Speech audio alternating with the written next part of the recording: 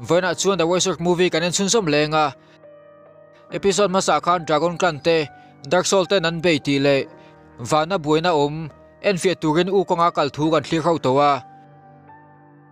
puithiam le nauten Huitbon Kingdom buinan to lai khan rula kha asura te tanina alola tang meka Dark Soul te chakto zia chu aum na huna tang chuan alo kha the ani thiltam taka ngai tu lai chuan sumoi kha ron luta sumoi chu met king fanu kha ni maser rula chu ron humai lowa voile khata anunglama tang rula chuan ron be thuta sumoi chuan lo bumin alo neklet veya maser rula le mai lo ni sumoi chuan asura korta rulayan asura te kaldan thalo khang asoi te kha kha chiang chak leya rulai chuan asura te inti siak na chu alo thlen trep to thua soya sumoi hne na chuan ail puite chu athat duang emazota sumoi chuan thakher chu adu lo thua soya mase asura te fighting spirit a chua chuan anmani an inveng zo to thin lo ani sumoi chuan a thian te that lo turin an control theng ema chingam lo ani chu mai ba ka thil du ber chu apa anga fighter chak ni ani rulai chuan asura te fighting spirit chak zia chu a hriat to thua soya mase chu tiang tharum thona chuan thil nung dang te ati hlau ba ka ati na thin thua soya ni sumai chuan sava chu lo kengin sava po chuan sumai chu hlau lowa akuta chuan himina in hriani rulai chuan sumai chu asura dang te aya dang lam big thua soya achan chu nunna nei te khongai na nei wangani rulai chuan in control thei nge rin thu soin in be puya som zui bok sumai chuan be thutin rulai chuan thutak mel takina be chun zom ve ngala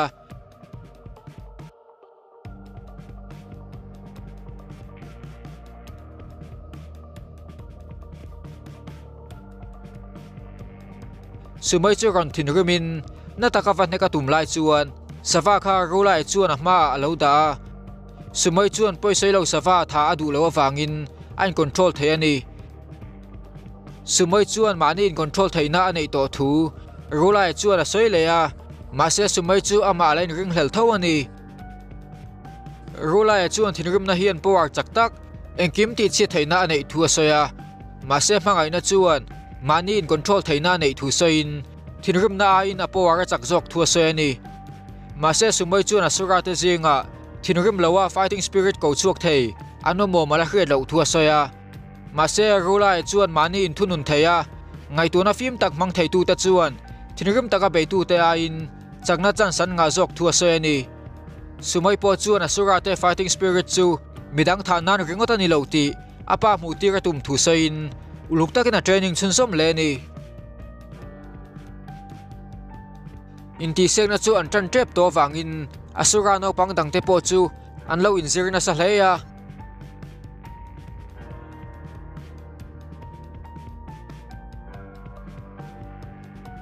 sumai chu lal fanuan ye wangin aron kal chung chu anin sual chuan to pa akal pel chia chuan anin sual chun som le ngalani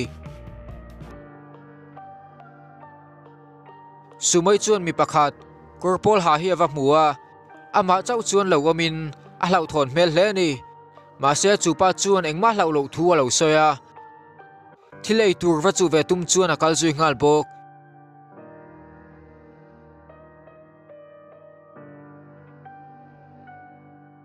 ma se van doi thak takin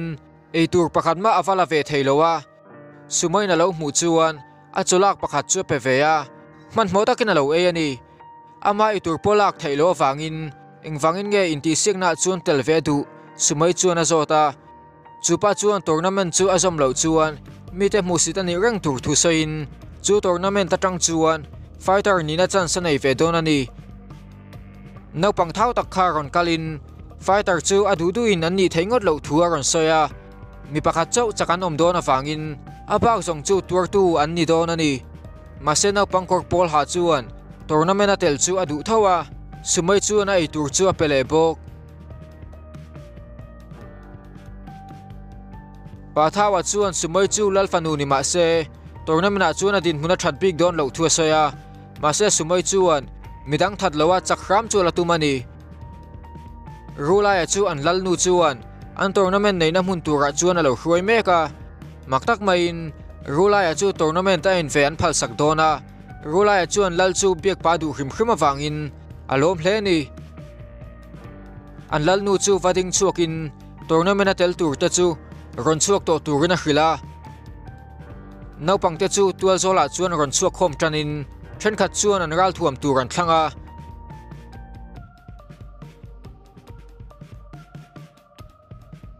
sumai chuan apa chu a hanena mase met king chu aom dan pa ngai na lola rengani rulai po chu abula loading vein afanu in mi that lai emo tha ani lai chu a mucha kem met king chu zota met king chuan 26 na chu mana tanga an kal dan ani thule asura fighter no pang tak tak te chuan tournament a chuan an nun nan hlan thin thua soya chu tunge chakber an hriat theina le mi chaklote an da bodan ani thua soi bok asura te chu in do ngai sang tak an nia wangin mi chak te chuan ngai sang hle ni rulai chuan sumai chu midang te that lowa asura fighter chak tak ani ti lan chu tir ma saber ani tur thua soya lalnu chuan thuran soin asura te chu namhoi sen ber an ni thu soin achak te chu an din chan thin thu le achak lo te chu an thi thin thua soya chuin ti signal chuan an dam chuak the ni chuan zaumna an lo chu tur thu soin no pang te chu an lo phur to hle ya met king chuan tran to tura ron tin an tournament chuan tran ta ni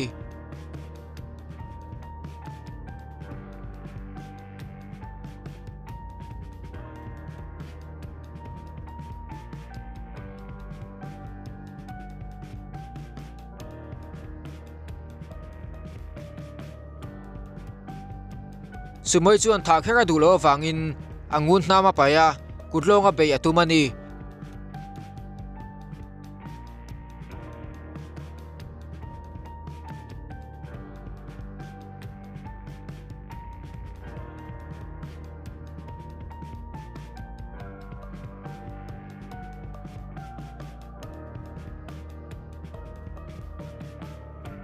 met king po chuan uluk takalo enin afanu in mi that lowa midang te ol sam taka nei thei chu makati hleya mi puite po chuan lo aw na sain sumoi in sual thiam na chu makan ti hleya midang ho chuan sumoi chak zian hriat chuan beiron phota anua an mani in beile an tumani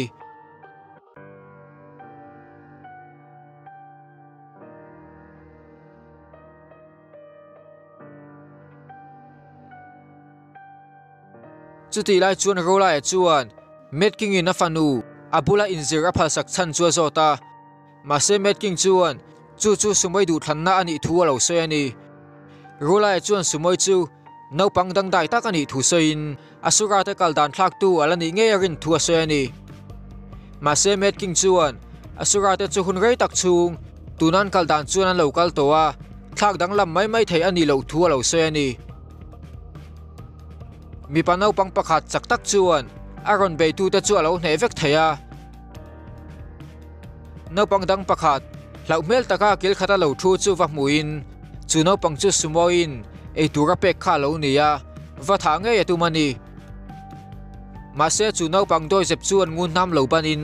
akeya lo vi saka no pang in sual thiam tak chu ti thin rum zualin tha nge ya tu mani ma se tha ma che chuan sumoi khana ron be thuta mase chu no pang chak tak chuan a hnek na chu lo dang thein sumoi tan po be har hle ni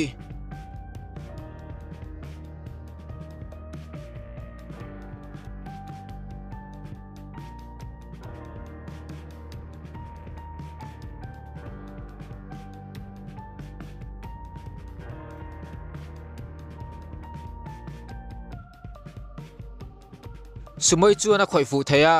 mase nga tan ma lo ngai lo ani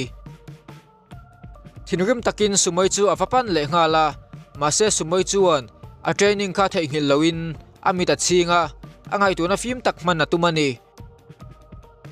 mi panau pangin na takaron heka tumlai chuan sumoi chuan alo bum thuta adin mun thazo ka adin thei pha ta ni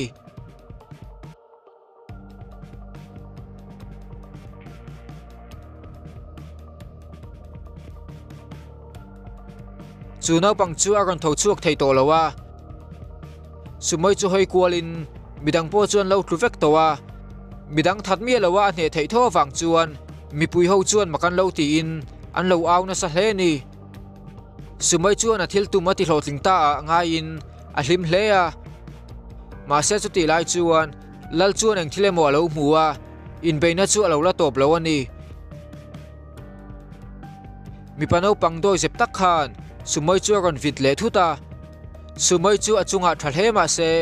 in ti siangna chuan chaka duwe ma wangin tenom takina ron be ani rulai chu alo hlau thong hle a met king chuan asura te in ti siangna chu ala zo lo thu lo se ni alo mutu te chu a thong hlom hle a sumai chu a phim khur tok lo dewa an ngai ani an lal nu po chu lo lung ngai hle a ma se ti thei engma nei lo ani a vina wang chuan sumai chuan thok hara ti hle a chu ti lai chuan no pang chuan tha tu mina ron be le a ma se sumai chuan lo bumin a thei to pa na in a lo hnek len zui pok rulai po chuan sumai angai tu sia chu a thubrang thei to bik lowa a mingin a zuk awani sumai chuan a that thu a lo khila ti chuan rulai an puyatum lo pha don ani sumai ngai dan chuan apa chu asura lal zinga chakber ania a hmulai a chak lo le a fa ni tlak lo angalan chu adu lo ani kloma du lo wangin sumai chuan a fighting spirit amhangta rulai mangang chuan making hena chuan engwanga fanu thimai tur chu thlir mai nge ania zota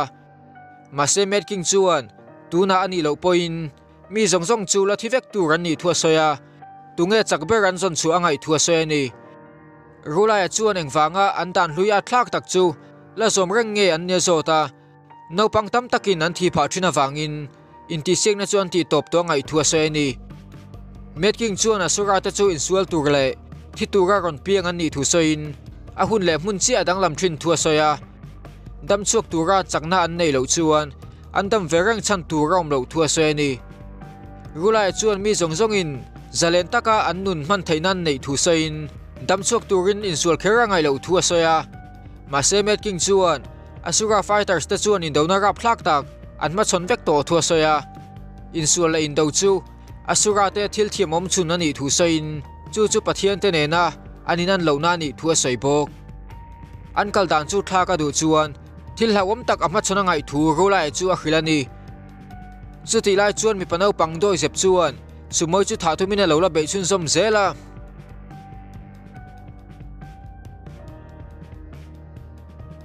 ma se sumoi chuan lo bum zelin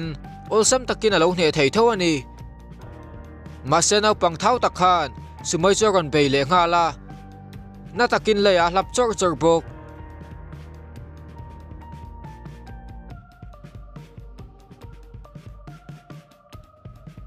achak na zongzong som khomin na ron tho chuak le a pa thawan sumoi tlom du lo zia mu chuan na takin lo ben le tuma ma se mak tak main sumoi chu na kutlian tak chu alo dang theya aku zung tang chu ati tlia sak zui bok sumoi thin rim chu adara chuan a han lon kanga alua a hnek zot zot ani ma se alua hnek darvek don lai chuan an control le thei khrama chutianga fighting spirit thunun chu asura tu mai nan thei velo ani sumai chuan hnek le loin a ngonga titliak ta zok ani met king po chuan uluk takin a lo thlir verenga sumai chuan lading chuak thei zongzong chu in sul puya chau zui ngal bok a fighting spirit chaktak nen chuan a be chun zom le a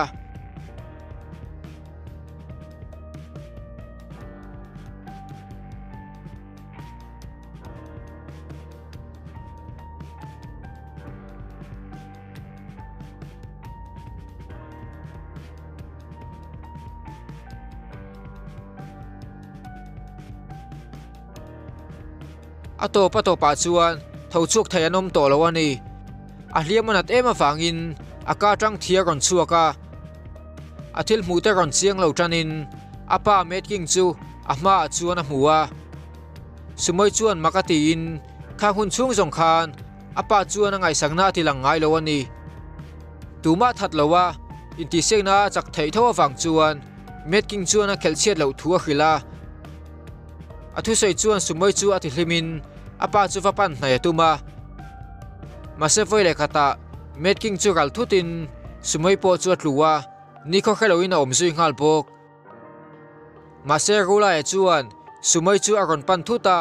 athi mai a hlo em wang ani ala thok le thok lo chuenin a thok a mumal to lo hleya athil ti chuan a sura ho chu ati thin remin anin beina tual zol dan kala rula ya alu lui wang ani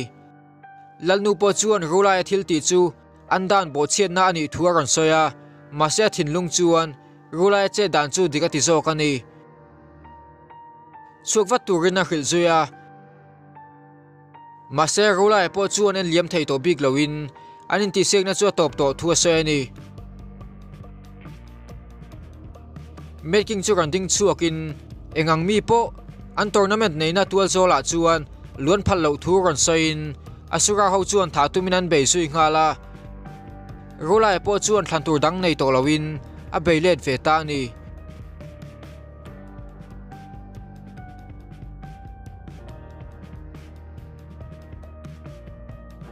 bangchu ti chein stadium atang chuan atlan chuaka masepon lama chuan asura pasal tha tam tak lowamin anron hual ngal vek ani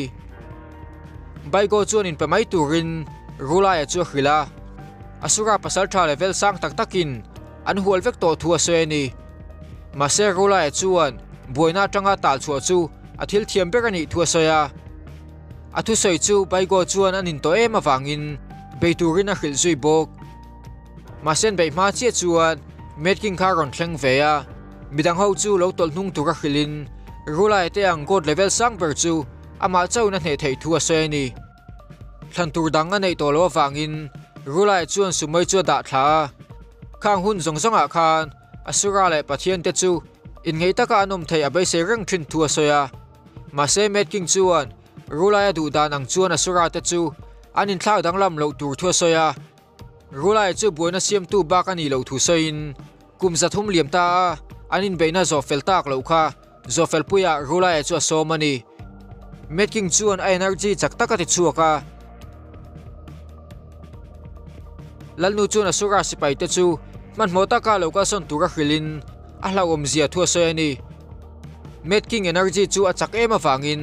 achelo chungpon a bulvela building chu ati chathayani rula po chuan metking chu kumza thum liam ta ai khana chak fe jok to ti kha thayani rula chuan energy dik tak ron ti chuak vein an power san ema wang chuan anom na chu anghing loi loi thaya asura ten an lal power chak tur zian mu chuan kalson vat lo se chu an thi pha hial thei an ring ani metking chuan a chemla chuakin anin beizui ngala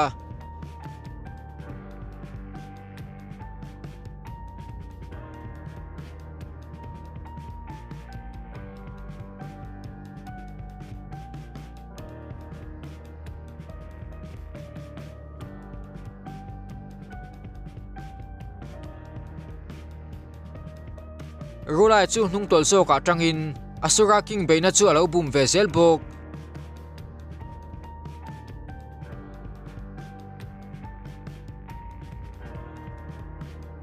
rula chuan sumoi murang chu angai tu hleya achan chu building chimvel chuan adel fu pal thei wangani metking chuan aron khoi fu thei pha chutianga beina chaka don rang chuan rula ya golden body po chuan adol rei don lowani anin beina chu ati top watangai ti khria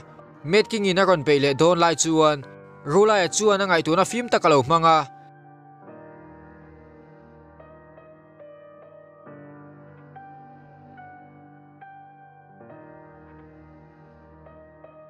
anua metking chaklo na lai chu athin lunga ani ti kha theya a thei to pana chuan a hnek ni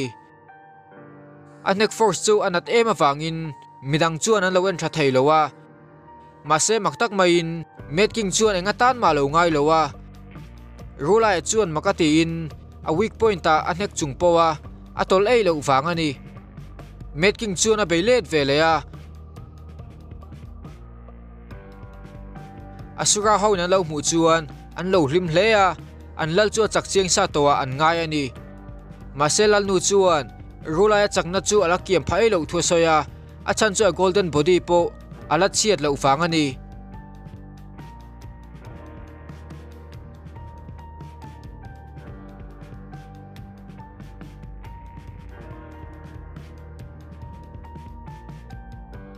met king chuan tun tum chu rulai chu atlan chu to lo tur thua khila a be chun zom le ngal bok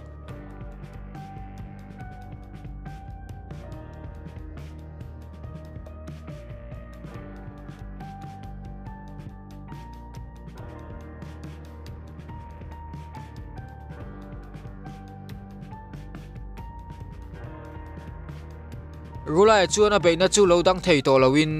banga na takin a vain sowa episode 30 chu top ta ni